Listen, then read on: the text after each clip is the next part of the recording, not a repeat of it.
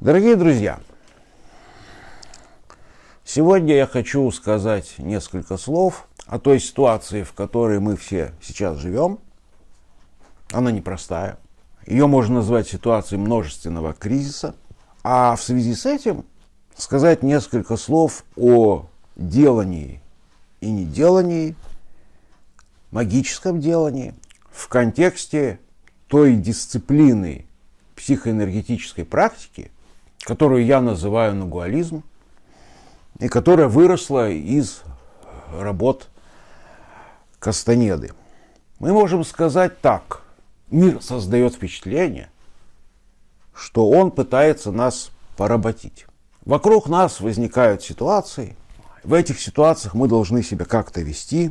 Иногда нам кажется, что только одна единственная линия поведения возможна для нас.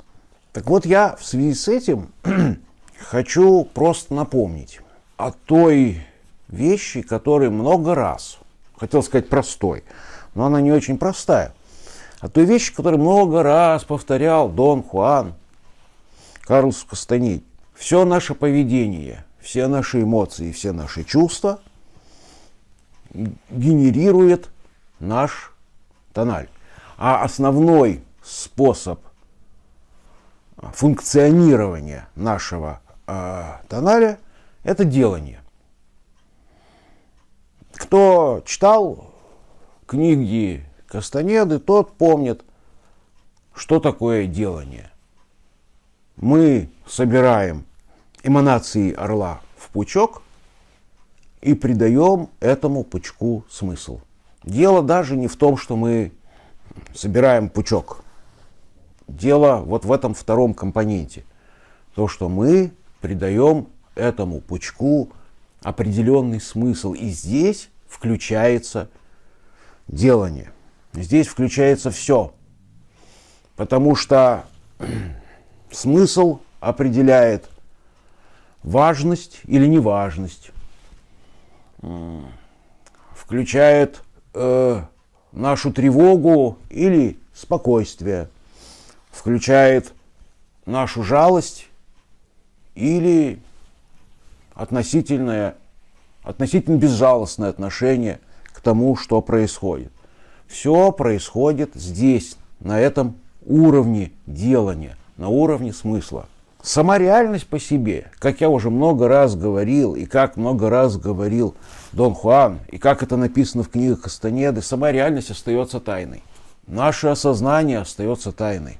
Мы ничего не знаем, как устроен мир. Мы создаем модели, мы создаем проекции по поводу того, как оно все устроено.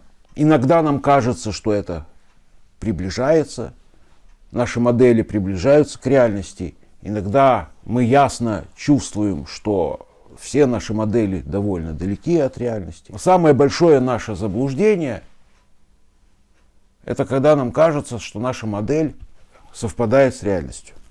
Такое тоже часто бывает. Мы забываем, что реальность – это тайна, и что наше осознание, которым мы живем, и которое сотворило наш тональ, который нами управляет, что все это в основе своей заключает тайну, которую мы так и не разгадали.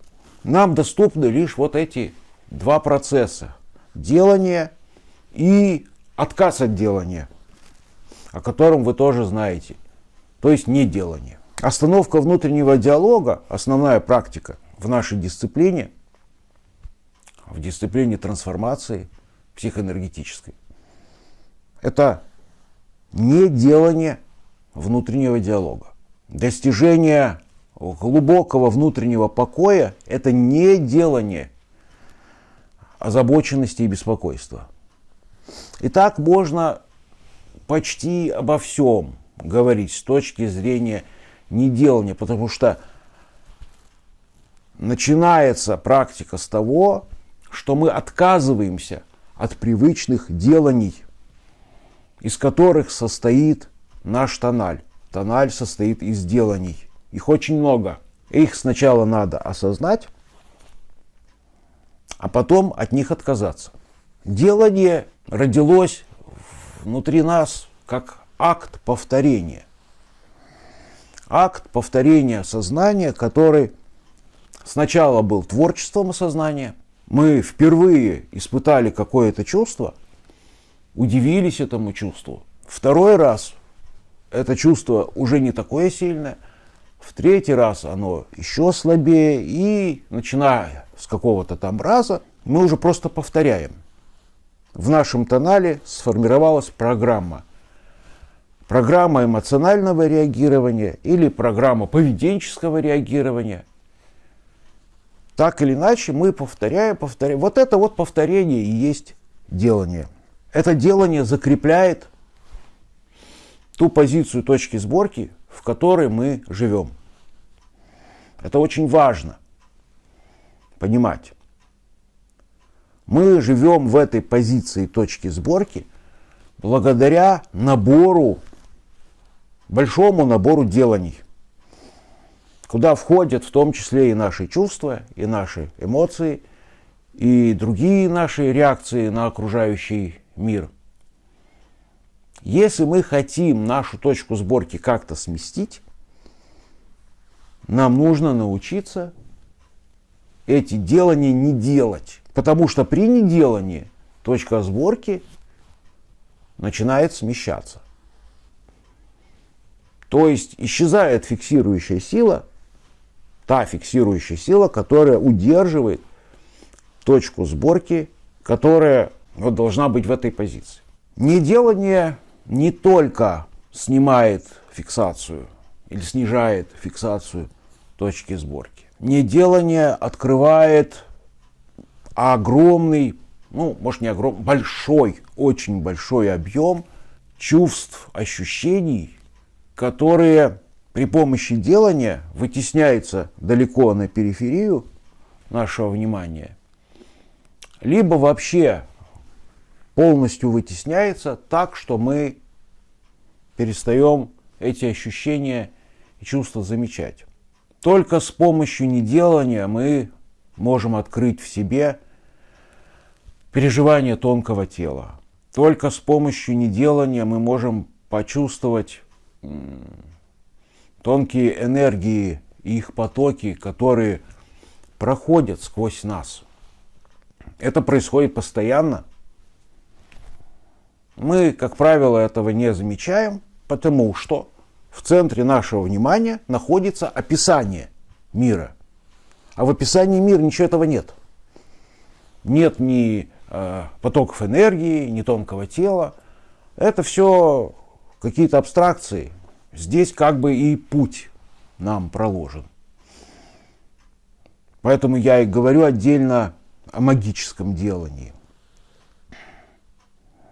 Потому что когда мы с помощью неделания обучаем свое внимание отключаться от описания мира и фокусироваться на тех аспектах восприятия, которые там находятся где-то на периферии, если у нас получится добиться специфической фокусировки этого внимания, то мы можем войти в состояние магического делания. То есть тот набор ощущений, который в нашем мире восприятия находился где-то на периферии, а может даже вовсе не существовал, вдруг оказываются в центре, мы переживаем их ясно, отчетливо и удерживаем достаточно длительное время. Это и есть то, что можно назвать подходом к магическому деланию. Когда мы начинаем ощущать пространство над макушкой или начинаем ощущать центральный канал, который проходит сквозь наше тело через центр макушки, опускается через голову, через шею, дальше к центру солнечного сплетения и ниже, в живот. Вот если мы это начинаем ощущать и удерживать это ощущение, делать это ощущение стабильным непрерывным, вот это все наше приближение к магическому деланию.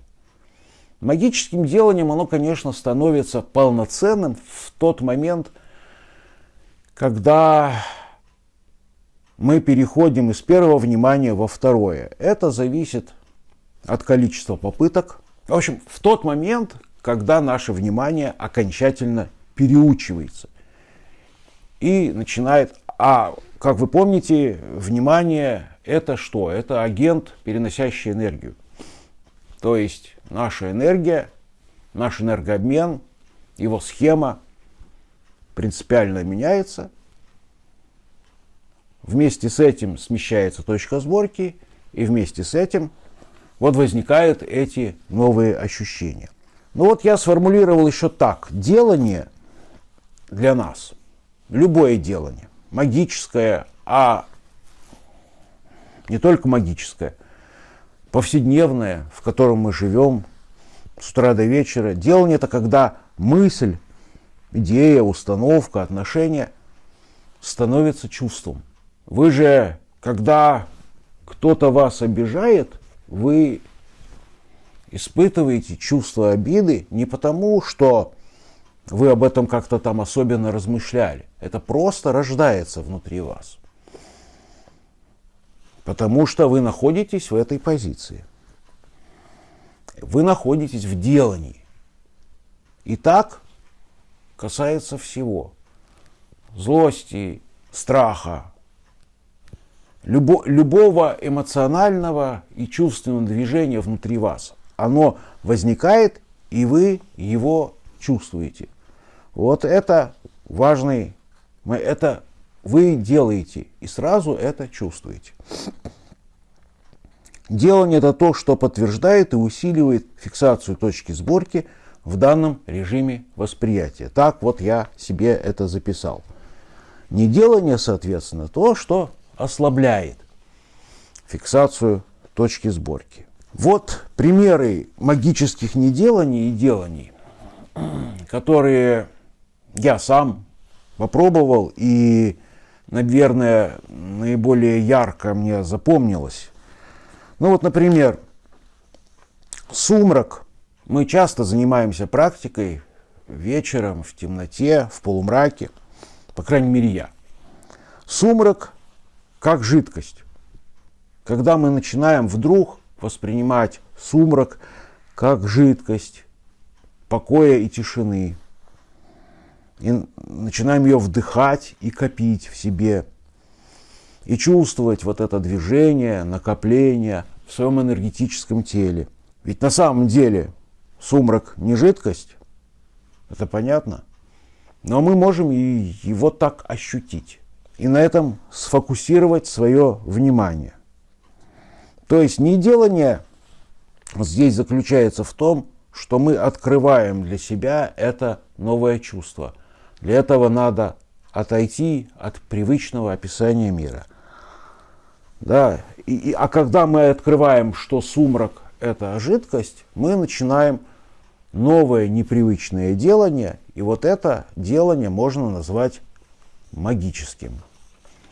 Если мы сможем зафиксировать свое внимание в нем. То есть магическое делание, оно в этом и заключается, в способности нашего внимания зафиксироваться достаточно долго